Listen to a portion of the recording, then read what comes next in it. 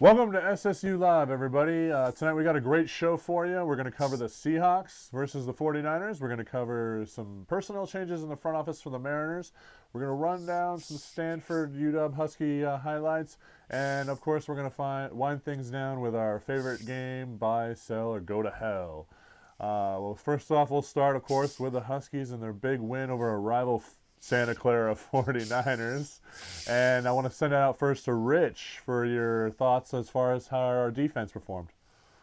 Well, if you're talking about the Seahawks defense, Yeah. then they performed admirably. If you're talking about the Huskies, that's a different No, topic. we're talking Seahawks. Okay, I thought it was domination, actually on both sides of the ball in line of scrimmage, but just focusing on the defense, the Legion of Boom had its boom back. I was so excited to see Sherman trailing all over the field, following their best receiver. I mean, the receivers really aren't that great, but it was awesome to see him moving around. I love the defensive flexibility. I love that offensive coordinators can't just count, hey, Sherman's on the offense is right, defense is left. We're just going to game plan that way. I like that the Seahawks are willing to have him move at least some of the time around the pitch.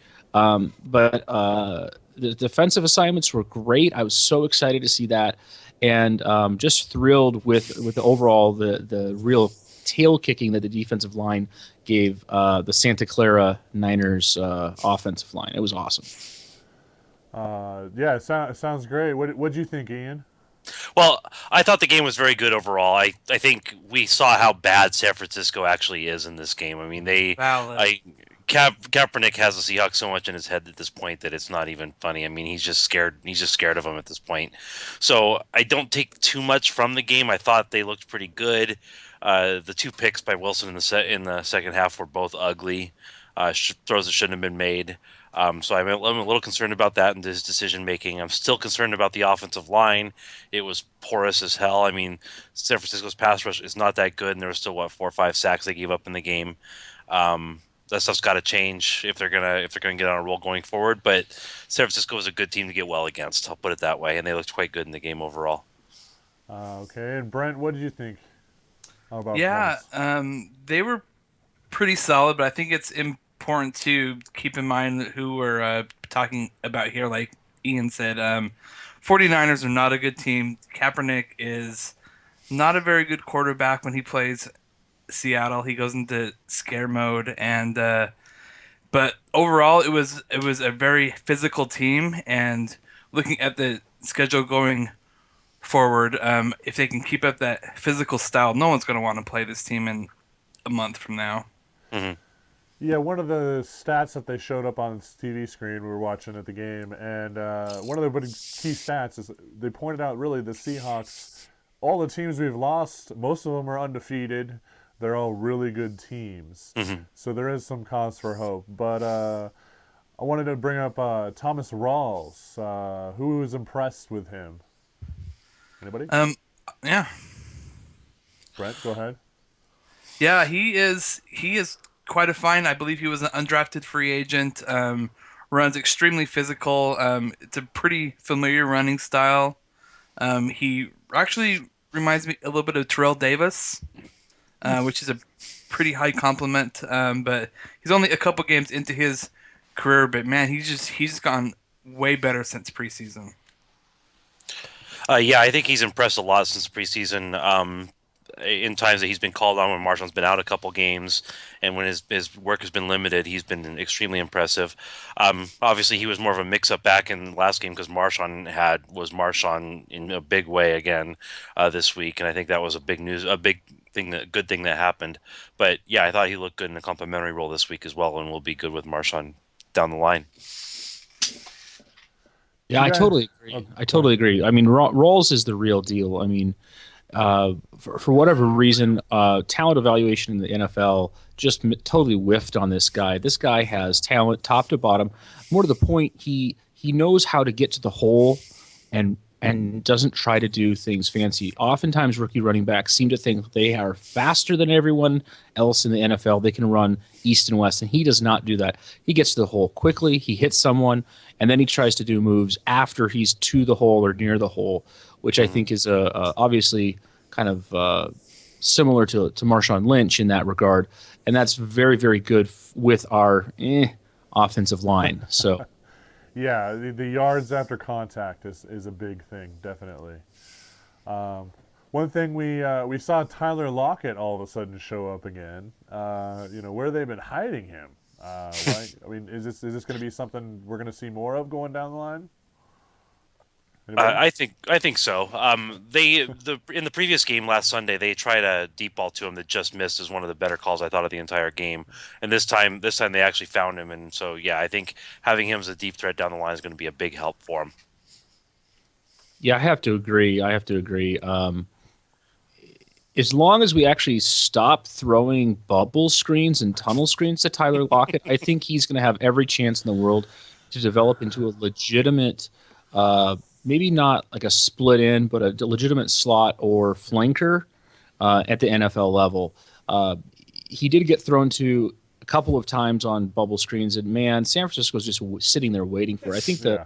that fad has passed at the Mhm. NFL level. It's just not very effective. Hopefully, we don't get someone killed trying to do it.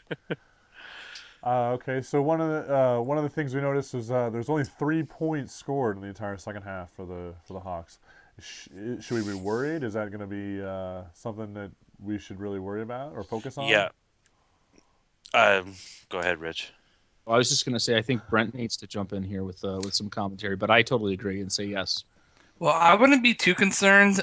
They definitely went really conservative after they got that early lead. They looked really good that first half. They were able to move the ball up and down the field in a variety of ways. And for whatever reason, they kind of went into their conservative mode and didn't really try and score. But I wouldn't be too worried about it. They were really just trying to play keep away. All right. And I'm a, Ian?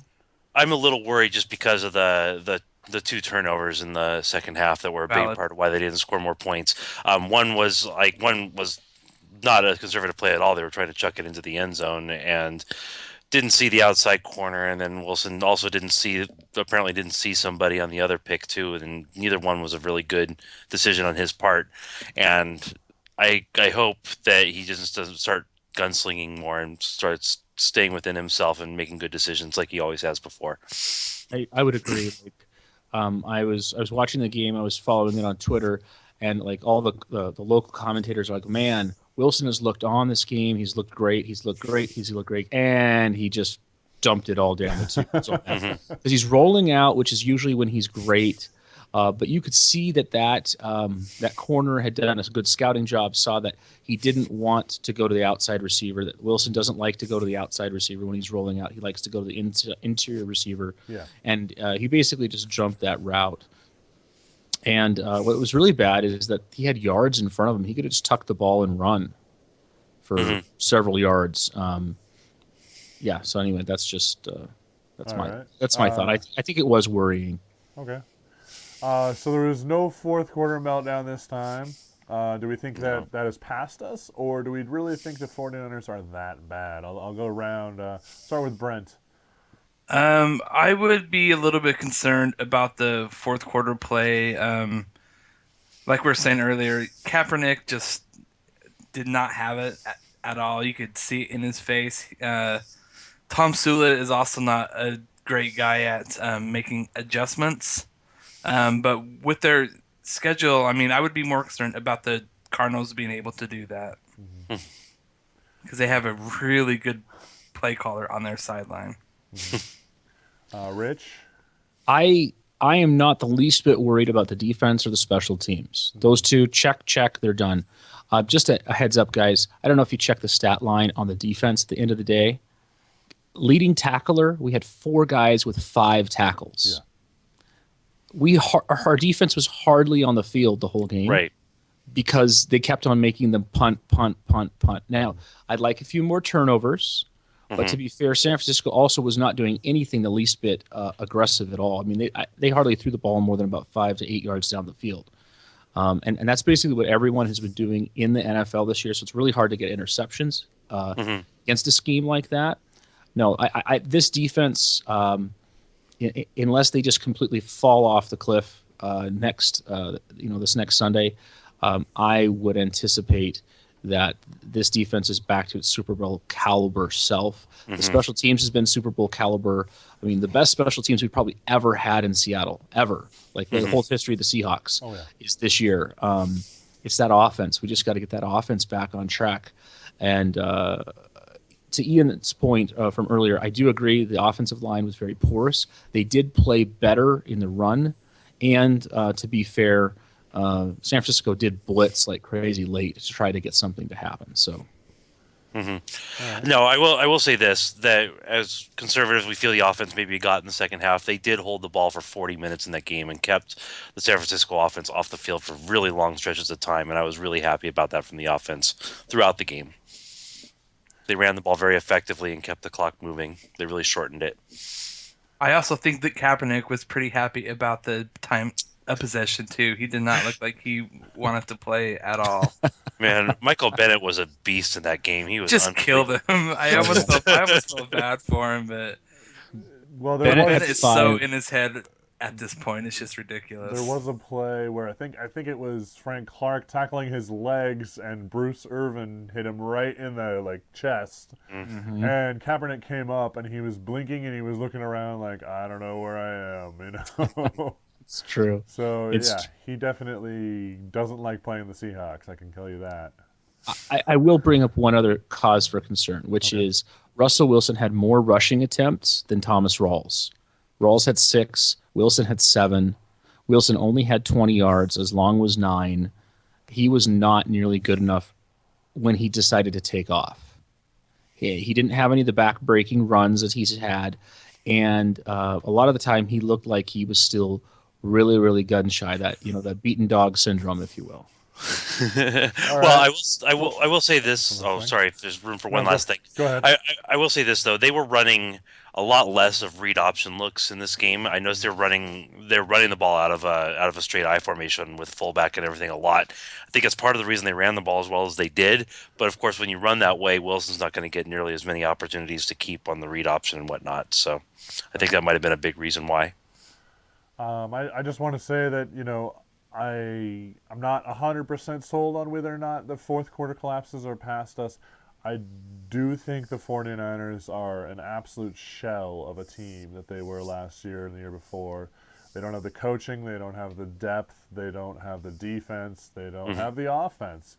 So they're not the same team as they once were on the roster. This could be a good confidence building game, and it could move us forward.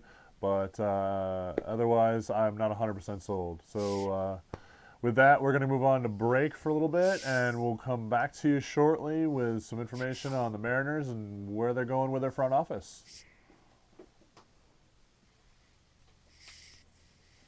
And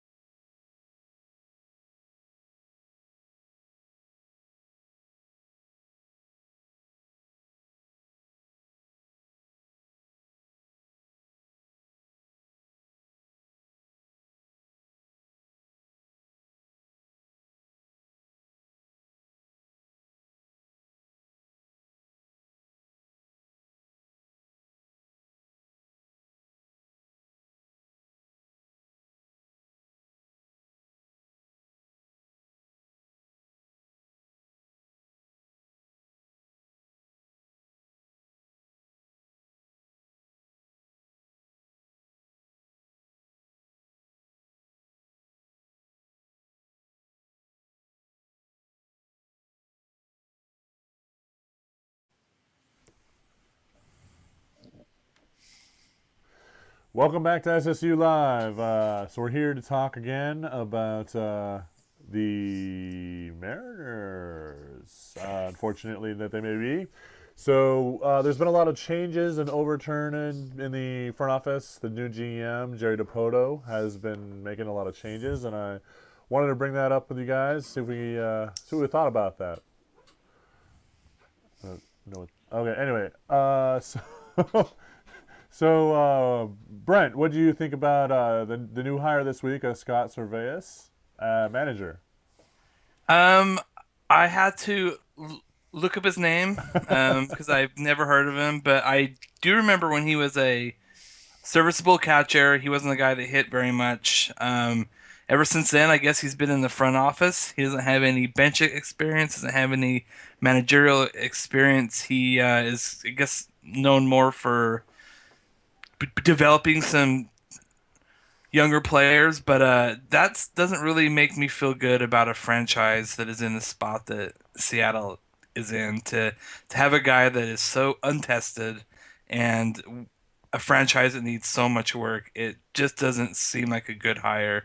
And it seems like that Dipoto just hired his old friend from the Angels organization, and that rarely works.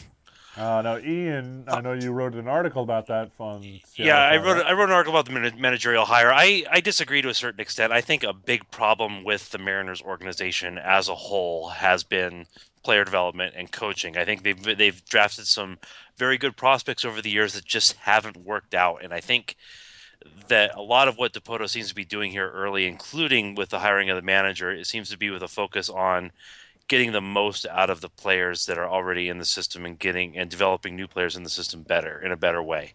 And it's really hard to make judgments at this point. I don't know what he's going to be like on the manager. I mean, it's not that hard to set a lineup card. So, I mean, how much effect the manager actually has, it depends.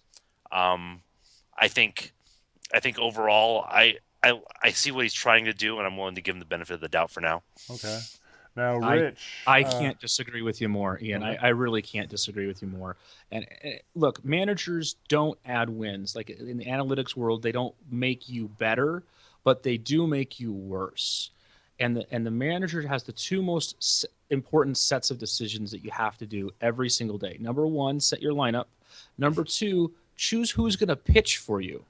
Pitching is 75% of the game in baseball. If you have the better pitching, you generally win. If you have the better hitting, you still might lose to better pitching. I mean, just look at the playoffs every year. So, first of all, this guy has no clue. He's never actually managed a pitching staff at any level of baseball. I mean, maybe his kid's little league ball club, but like, come on. I mean, like, no professional experience, no collegiate experience, heck, no high school experience managing a pitching staff, no experience setting a lineup, when to rest guys, when not to rest guys, blah, blah, blah. I get we're in the American League. We got the DH. I mean, that helps you a little bit, but come on. You've still gotta rotate your guys. You've still got to set the roster. And I get that they're not super duper important. I'm not a guy that thinks that having a manager is like the most important thing, unless you have a great one, like a Tommy Lasorda or a Lou Piniella, who really does have a long-term impact. But if you want player development, hire this guy as a guy to do player development. Don't hire him as your major league manager. That's interesting. It's interesting you bring up Lou Piniella. Lou Piniella, this was his first managerial job, by the way, when he came to the Mariners at the major league level. He hadn't actually managed in the major leagues Piniella? before. Yes. He won the World Series with Cincinnati in 1990. He was playing with them, wasn't he? Oh, No. never mind. I don't know what I'm talking about. Anyway, Okay. well, my point's more along the lines of there's been plenty of managers that had lots of experience that didn't know how to manage staff.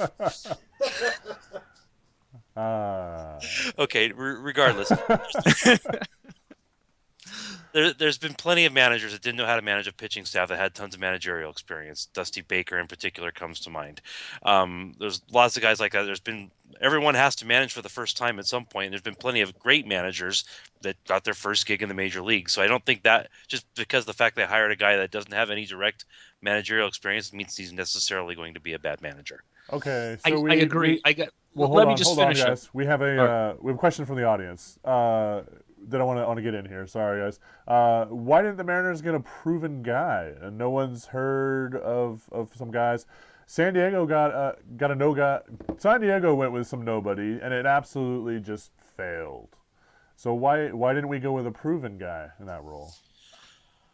Well, I guess you ask who was proven that they wanted to grab. I mean, there's Mattingly, who just got fired from the Dodgers. I don't think he was really available during the search, to be Right. honest. And frankly, I don't think would be a good fit here anyway. He had the most talented roster in the majors and took him to not a very good season this year, lost in the wild card game. So That's not a good season. yeah, well, not when you have Playoffs the is pretty I would tough. love to have that kind of not a good season. Love to. when you have the resources that the Dodgers have. No, it's not. I mean, the resource that they have, the amount of talent they have on that team, top to bottom, and the amount of money they have to add any talent holes that they might have. There's no excuse to not make the playoffs and go deep and go at least to the divisional series every year. So I want to hear from Brent Goodwine. He's been pretty quiet for a minute. Do you think this is the right guy, right mentality as far as redoing our scouting player development, focusing on player development? Do you think that's the right angle for the Mariners to go forward? 100%. This isn't a team that's going to start to throw around a lot of cash like the Dodgers and the Red Sox and the Yankees. It's just not that type of a franchise. They're going to have to go more of like the Kansas City Royals route, who have drafted well, who've developed well, who have a really good coaching staff, who play in a big ballpark.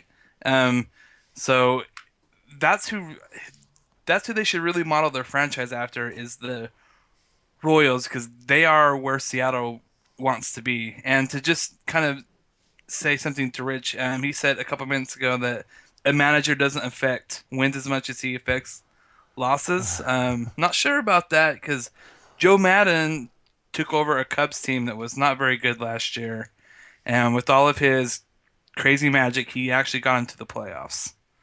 And that could be an edge case, but I think getting the right type of manager can go a long way.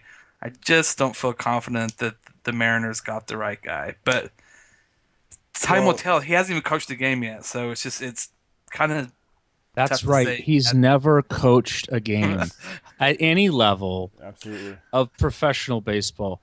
Like, I get it. If this guy, let's say Valid. this guy is the best guy in the world for player development, why don't you put him in as your double-A manager? Give him a year or two to get his managing chops. That's where you're developing the real talent. That's where the best prospects are supposed to be, is double-A baseball. Mm-hmm. Like, if that's really your priority and his guy is your number one dude, Mm-hmm. why isn't he doing that? See, that's why I would have liked to seen him at least give Phil Nevin a serious look, because he's been at AAA, I think, for 2 or 3 years now. Still a younger manager. He's really embraced like the sabermetrics. So it would have been nice to see him get a real long look. But So you wouldn't have liked Jason Varitek as a possibility either? too much Red Sox for me. So that's kind of a different story. At least Veritek has actually coached a little bit. Sure. So one of the thing there's been a lot of overturn, but there's also been some key people who have been kept, which is a little hit and miss and kind of strange. Ian, let's go to you with this. Why was Tom McNamara kept? Tom McNamara, Scouting director. the scouting director. I think I'm sure it was a case by case basis. I know DePoto talked to all these guys one on one, did interviews, all that stuff. And I think it's more of a philosophical thing. I think the Mariners haven't had a problem scouting players. I think they've just had a problem coaching them once they get them. So I think it boiled down to that, and they're hoping that he can just keep drafting well and finding the good talent that maybe we could just develop better. So you think it was good that they kept him then? Yeah, I think it was good that they kept him. I think overall their draft picks have been fairly solid. It's just a matter of I think the problem in the minor leagues is really coaching. That's fair. All right. So going one last point towards the inexperience hire at management. We also picked up Tim Bogar as our bench coach. Now we'll go to Rich with this one. Does Tim Bogar bring any experience to our team? I'll be honest, I have no idea who he is. So Is that right? answer is I don't know. Yeah, no, I don't like being put on the spot. But the fact of the matter is that I haven't ever heard of him. Yeah. He's Says another something. Angels special assistant. Yeah, he was also an assistant and base coach for the Red Sox a few years ago, so he had some experience as an assistant coach there.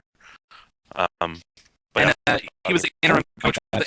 He was the interim coach for the Rangers last year after they fired. Yeah, why isn't he being brought in as the manager and the other guy as the bench coach? I mean, that would be the more logical thing.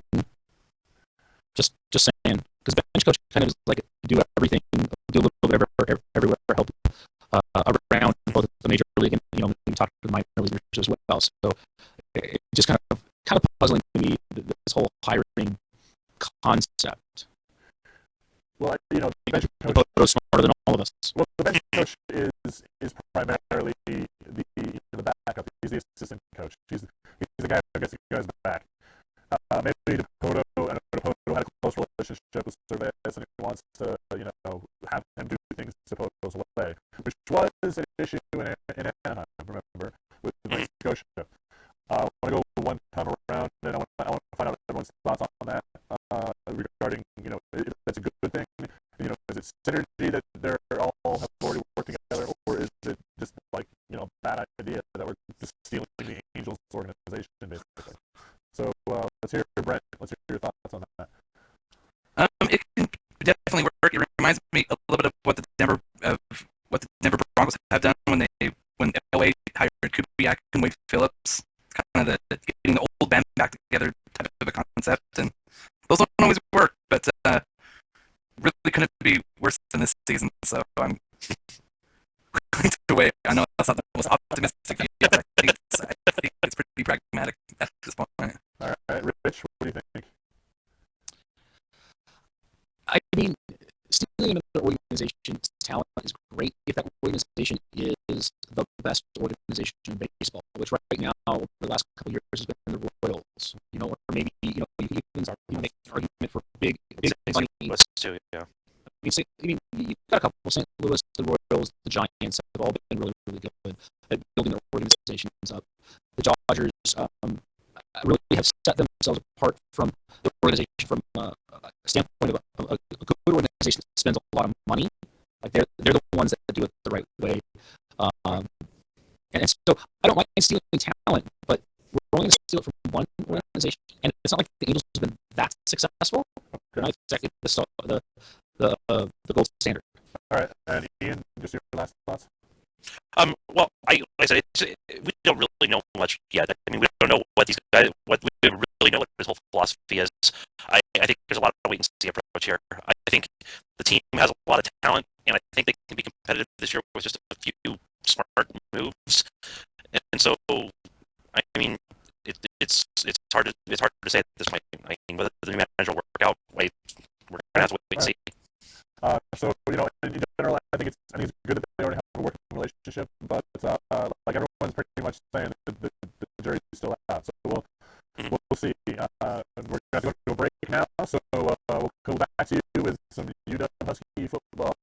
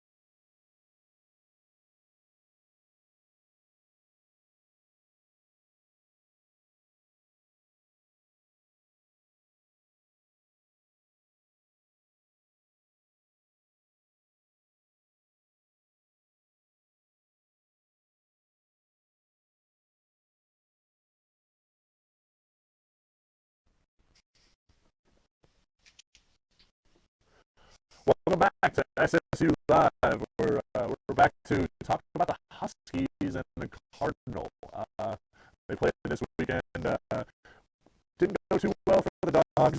31-14 was the final. We'll start by kicking this off, of course, to our UW Husky editor. Let's go to Brent Goodwine for his overall thoughts on the game. That was a pretty rough game. UW's offense is not looking very good.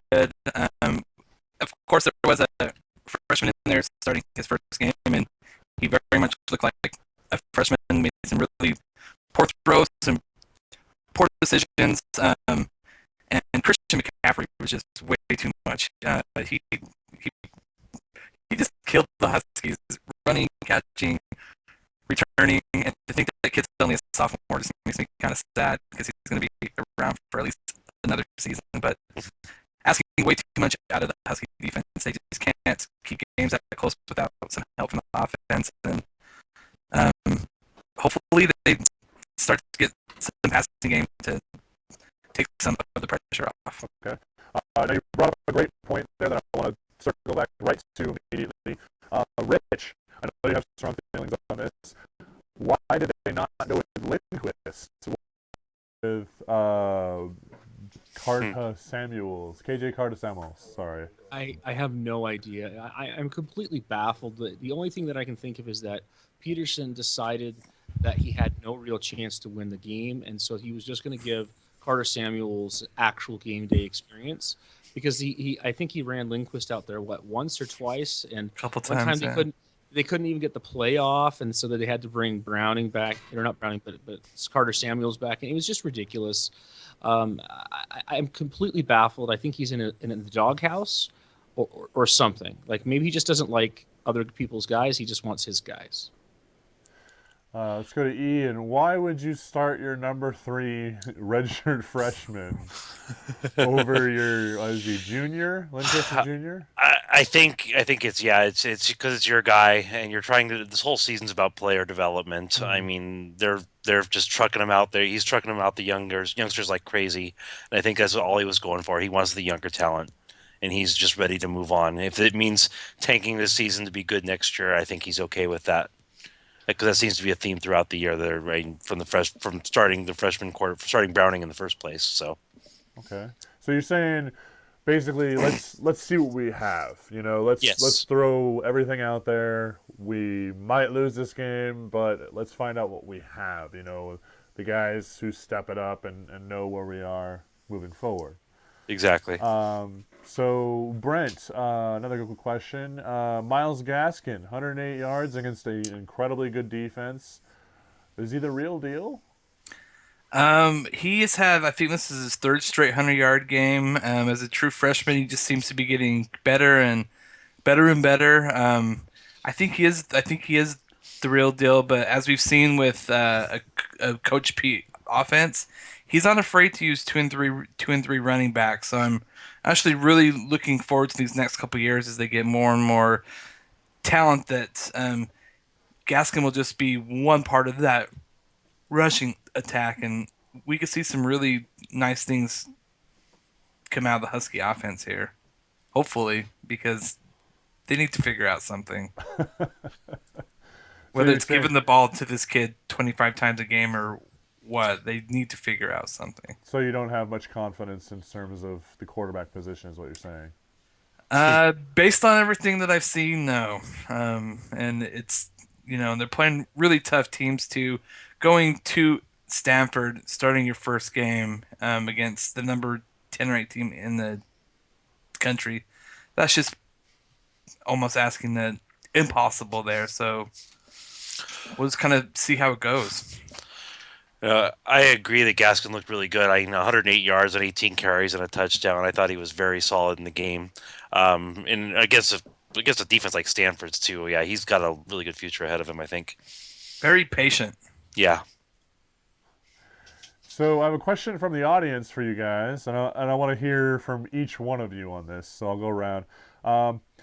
Wazoo is 5-2, as our Cougar fan here wants to remind us. Why can't the Huskies beat the big team when Wazoo can?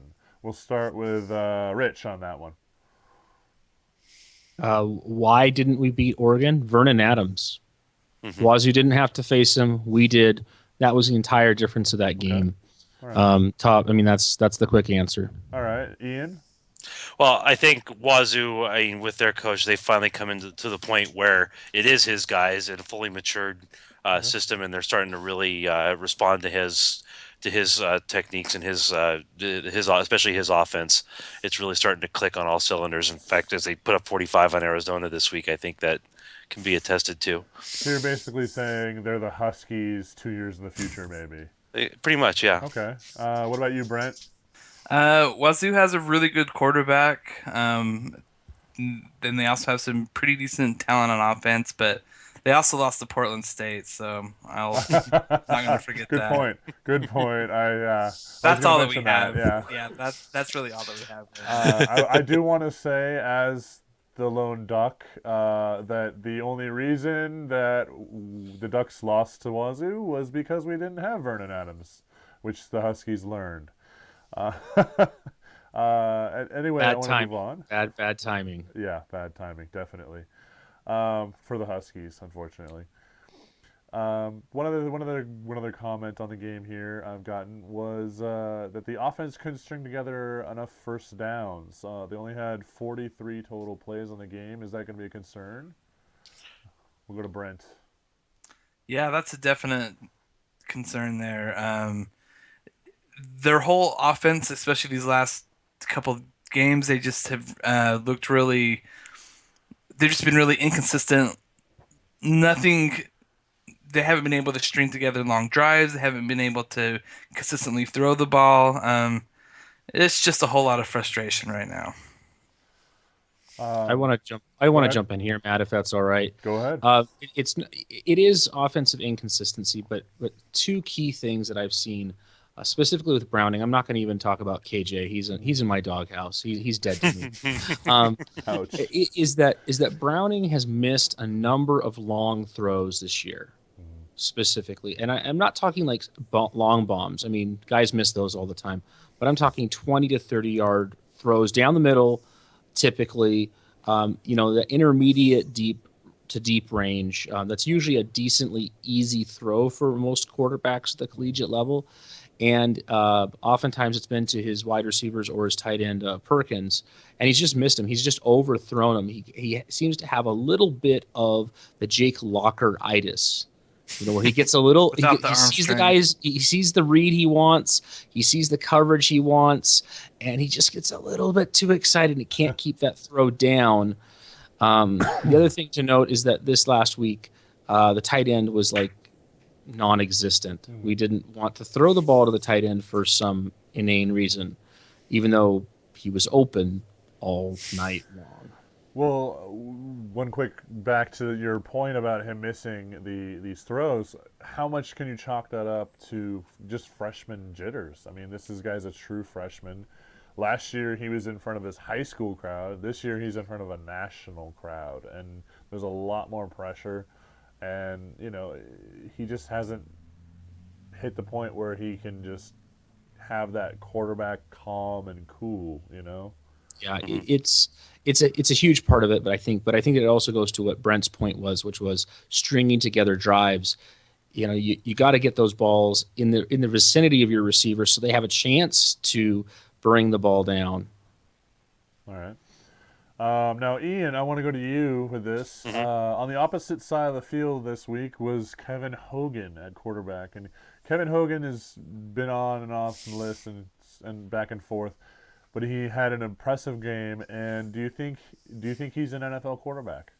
I don't think so. I think a big part of Stanford's game is because McCaffrey's so good.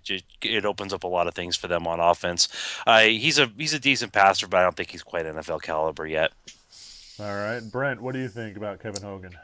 I think he's going to get a shot to play in the NFL, but he doesn't look like a starter to me. He's just kind of that prototypical Stanford quarterback that probably looks a little bit better in their system than he does in the NFL. with the exception of Andrew Luck, that they've all kind of just been those career type backups. All right, Rich, your thoughts? Um, I don't think he makes it. I think he gets a shot, but he has great leadership capabilities. He makes really good decisions. I think it's an issue of arm strength and accuracy. He's not always super accurate, and he doesn't have the strongest arm. Um, but he's got some good elements that NFL teams might like because they run a pro offense, at least when they're stacking up with the power I or whatnot, and then they shift to 3 receivers and 4 receivers. So he's got a good base of experience. Somebody probably will take a flyer on him, maybe a 7th round pick or a free agent. All right, I want to go. We're getting close to break here. I just want to do one last round of the table here. 5 games left on the Huskies schedule. What do you think the record will be? We'll start with Brent.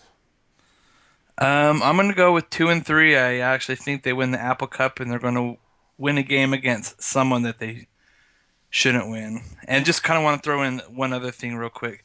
Christian McCaffrey has a younger brother that's a senior at Valor High School in Colorado, and he's going to be the best of those McCaffrey kids. So I wouldn't mind seeing him up in UW in a couple years. All right, Rich. What is our record for the remaining games? Yeah, for the remaining games, just for the 5. Okay. I think we beat Arizona. I think we beat Oregon State, and I think we have an outside shot against Utah. So maybe 3 and 2. Okay, moving on to Ian. I say 2 and 3. I think Oregon State is a win, and I think one of Arizona and Arizona State will be a win as well. I don't think they win the Apple Cup though, so 2 and 3 to finish it out. All right, I'm gonna go out on a limb here. I'm gonna say 4 and 1. You guys will be surprised. I think Browning comes back, and I think every team but Utah loses on that list. So with that, we're gonna go on to break. Did you see how bad Utah looked on Saturday? We're going to break, and we'll come back with our game show. Win, lose. Yes. What? I know.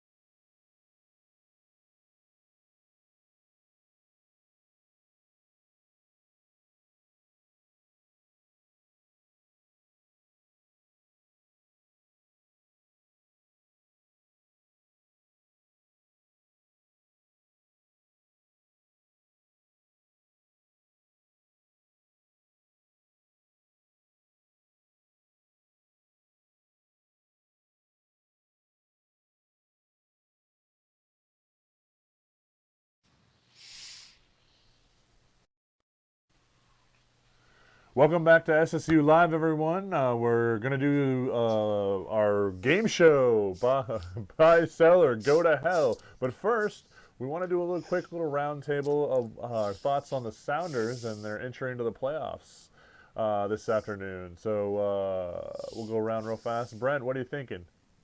Yay, soccer! I don't know. Yay, football! I don't know anything about the Sounders. All right, then we'll head it to Rich, who's our soccer editor. Well, it was a great game. We had a Clint Dempsey sighting. He had two awesome goals, and the Sounders coasted into the playoffs. They get to host a game on Wednesday, and then if they advance, they get to have another one on Sunday. So I am super stoked about that. All right, Ian.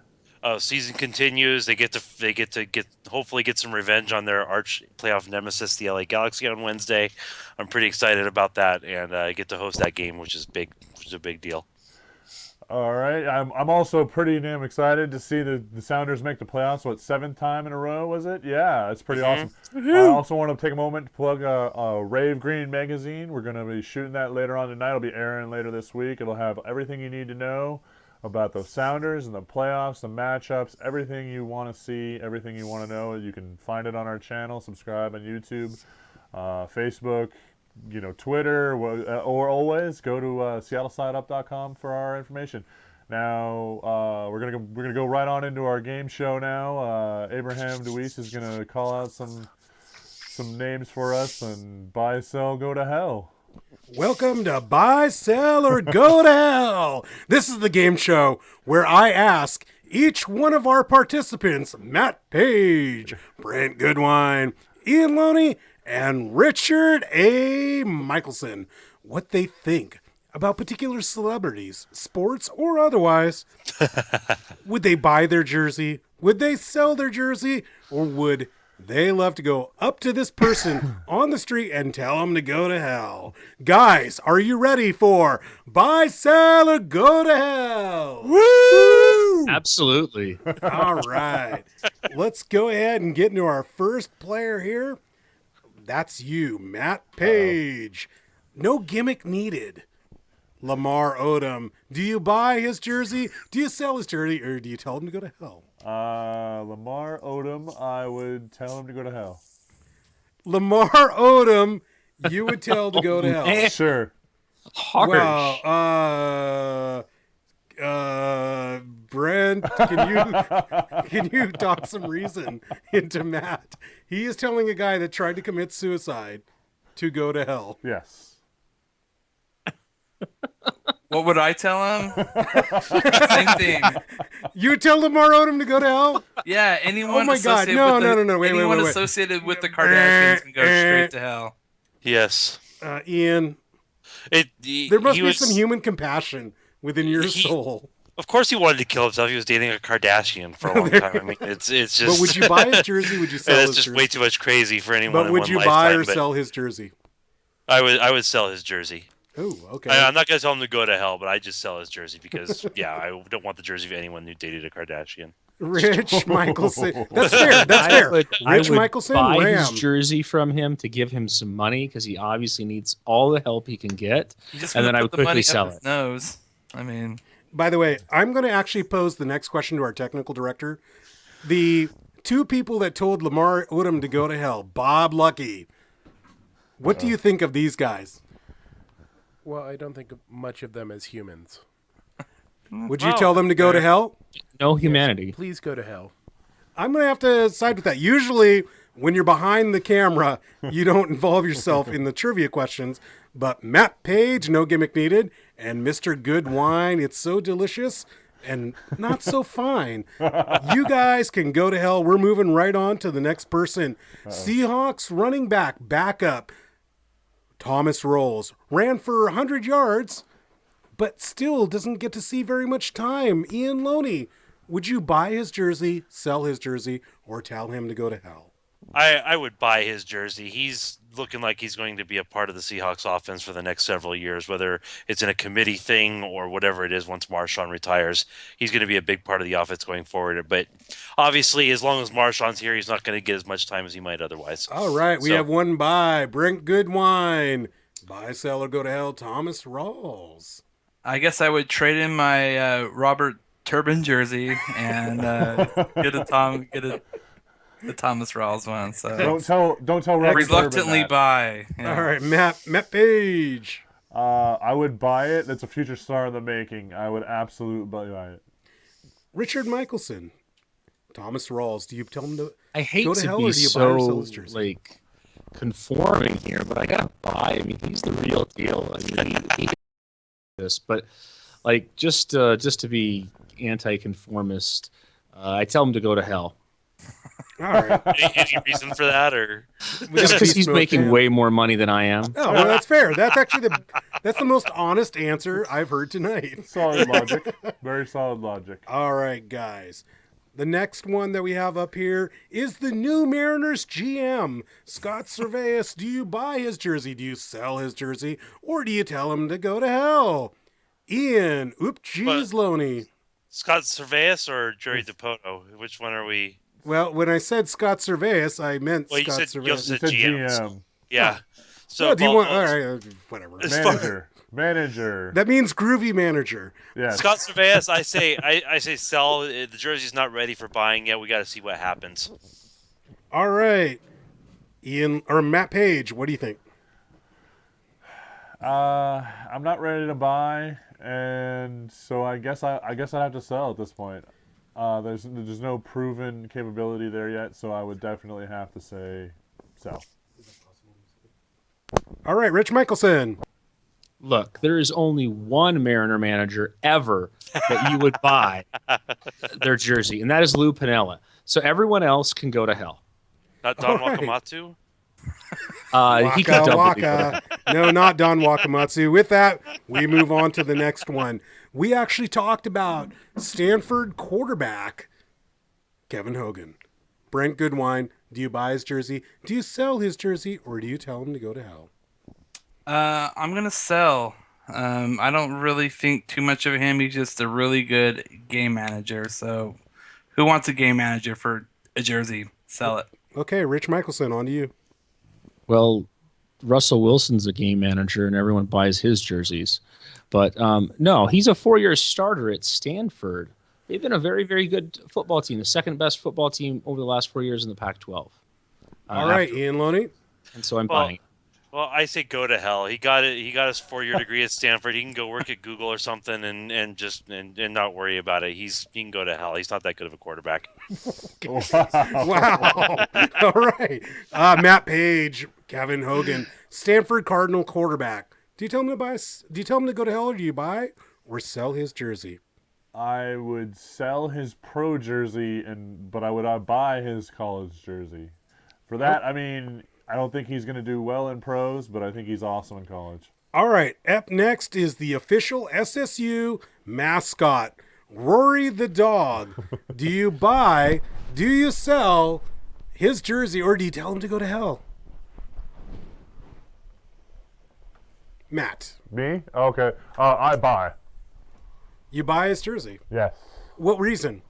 Because Roy's awesome, All right. and he's so soft and lovable. Rich Michelson. How can you hate that face? Rich Michelson, do you buy, do you sell, or do you tell Rory to go to hell? Well, since I've never met the dog, it's hard for me to say buy. But after seeing the image of him right there, and anything that can love Matt Page, you got to buy.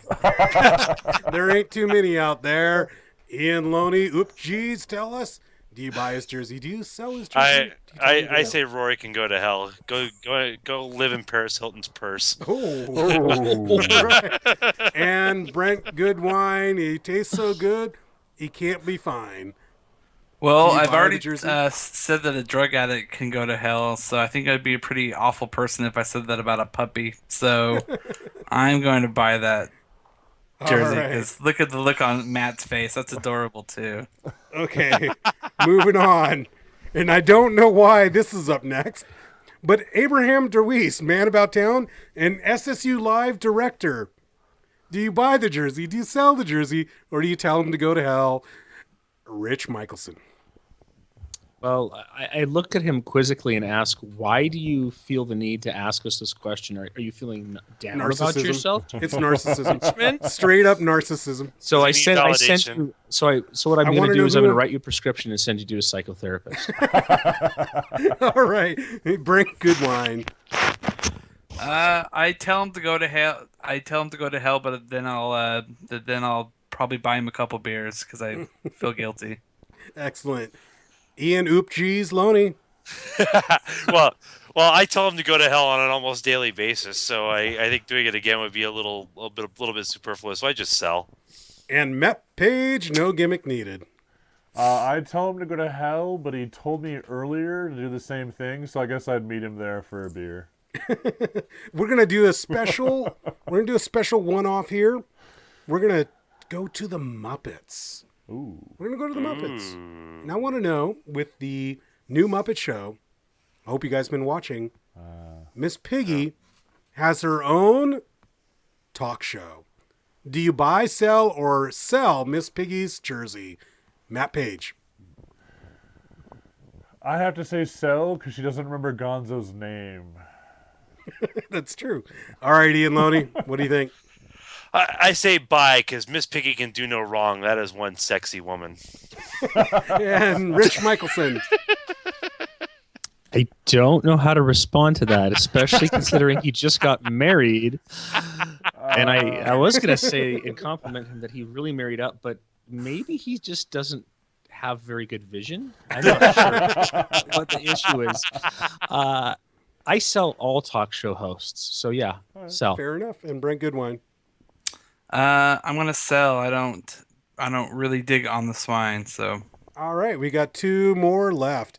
All right, next one is the Seattle Sounders head coach and manager Ziggy Schmidt. Ian Loney. I say buy. He's been for a number of years. He's not the best tactical coach in the world, but for an MLS coach, I think he's pretty solid, and does a good job of getting good effort out of his players. So I say buy. All right, and up next is Rich Michelson. Definitely buy. I mean, he's brought in the most successful playoff era of any Seattle sports franchise ever. 7 years in a row. Definitely buy. Are there better coaches in the world? Absolutely. Can we afford them? No. So Exactly. All right, and Brent Goodwine, who knows nothing about soccer. I'm gonna tell him to go to hell because I hate his commercials for University Audi. He is the worst. And Matt Page, no gimmick needed. I have to buy because the honest truth is that he's brought unprecedented success, and the failures haven't really been directly his fault. With all the injuries occasionally, and then players going off to National Cup teams and so forth. Okay, great. And the last one for today's game of Buy, Sell, or Go to Hell, Jerry DiPoto, the new GM for the Mariners. Brent Goodwine, do you buy? I'm gonna buy. He's at this point is 3 to 4 weeks on the job. He's saying all the right things. So I'm going to tentatively buy. Excellent. Ian Loney. I'm going to buy just because I think GMs are going to get at least 3 to 5 years, so I think it's a pretty safe purchase to get his jersey now because it won't be like a Percy Harvin type of thing where it'll be out of date before you actually get it. And Rich Michelson. I'm selling. I'm entirely underwhelmed with what he did in California with the with the Angels, with the resources of their owner Artie Moreno, with a top-notch manager Mike Scioscia, with some of the greatest players ever, Albert Pujols, Mike Trout, and Vladimir Guerrero. They went to one World Series before we ever had any of that talent that I just mentioned. And they got lucky basically in 2002 and won a World Series. They haven't been back since. I'm selling. All right, Matt Page. I'm gonna have to agree with Brent. Tentatively buy because he said all the right things. He's making the right steps, but I don't know yet, 100%. All right, great. That was Buy, Sell, or Go to Hell, the game where you buy the jersey, sell the jersey, or tell them to go to hell. And it's back to you, Matt Page. Thank you, Abraham. So we're gonna wrap our show up. Once again, I want to thank you all for watching. This is SSU Live. Check us out on all the links I'm pointing to right now in the middle of our screen there. SSU or SeattleSideUp, SeattleSideUp.com. Check us out on Facebook, on Twitter. Subscribe to us here on YouTube. Check out Rave Green Magazine later this week for all the Sounders updates and playoff and information there. And I just want to say thanks for watching. For Brent Goodwine, Rich Michelson, Ian Loney, and myself, Matt Page, have a good evening.